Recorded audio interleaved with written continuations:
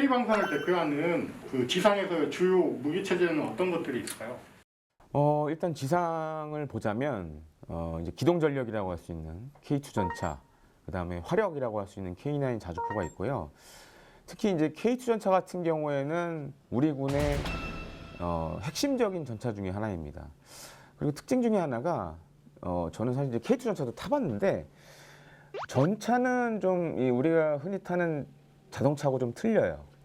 특히 이제 이 현수 장치라고 하죠. 이게 틀린데 이 K2 전차 같은 경우에는 반능동형 유기압 현수 장치를 갖고 있습니다. 그래서 실제 탑승해 보면 우리가 이제 에스컬레이터 말고 무빙 워크라고 하죠.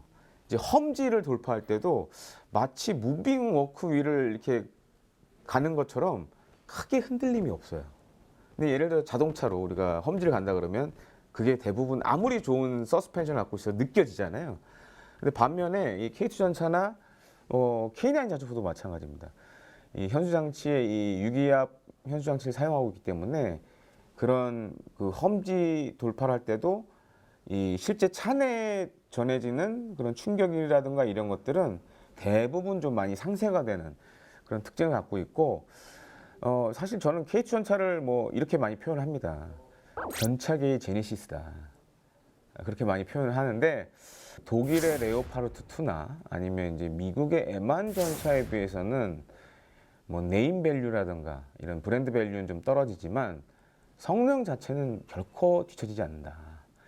반면 이제 요 앞서 말씀드렸던 레오파르트 2나 M1 뭐 A2 계열 전차 같은 경우에는 사실 이제 K2 전차보다 좀 평가를 높게 받는 게 실전 경험이 있어요. 근데 우리나라 K2 전차는 이제 실전 경험이 없으니까 이게 약간 핸디캡인데, 근데 지금 이제 폴란드에 수출돼서 폴란드군이 운용하는 걸 보면 굉장히 만족도가 높아요.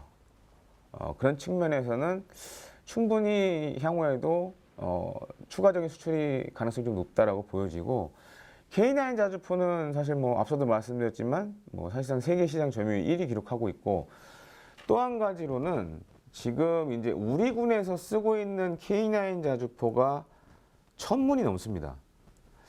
거기다 이제 해외 수출되는 것까지 하면, 이제 해외에 지금 나가 있는 것들, 그리고 향후 수출까지 하면 거의 뭐 1500대 이상이라고 이제는 봐야 되는데, 일단 수량면에서는 넘버원이에요, 지금. 운용 중인 자주포 가운데서는.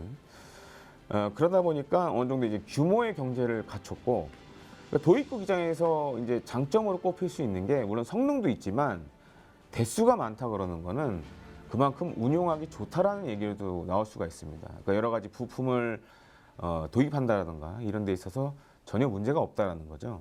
그러니까 지난해 국군에 날 때 그 우리 밀덕분들이 아주 깜짝 놀랐던 사건이 하나 있었죠. 바로 이제 세계 최대의 재래식 탄도미사일인 현무5가 공개가 됐습니다.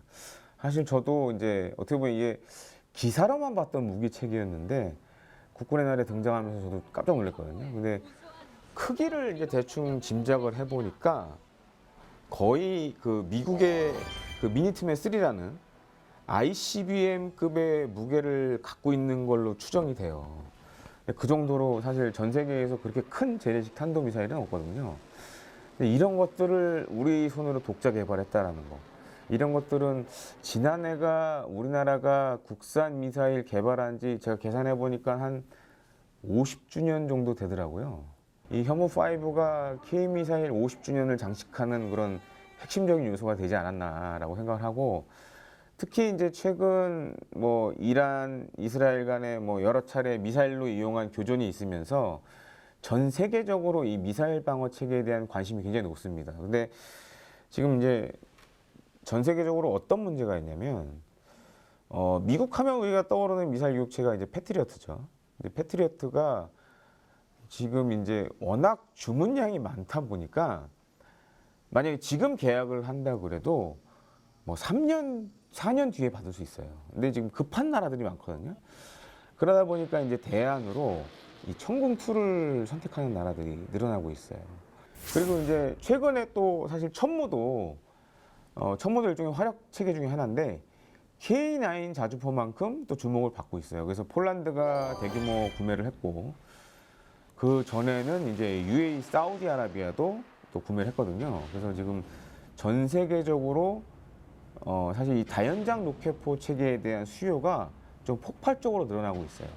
이것도 어떻게 보면 이제 러시아 우크라이나전의 영향이라고 할 수 있는데, 과거의 다연장 로켓 시스템은 그러니까 여러 발의 로켓탄을 쏴서 광범위한 지역을 제압하는 그런 개념이었습니다.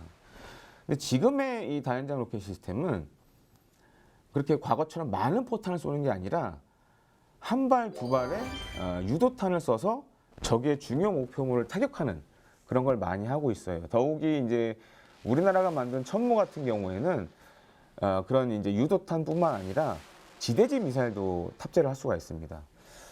그래서 이런 것들이 지금 현재 수출 시장에서 굉장히 호평을 받고 있고, 추가적인 수출도 계속 이어질 것 같아서 상당히 기대가 되는 국산 무기 중에 하나입니다.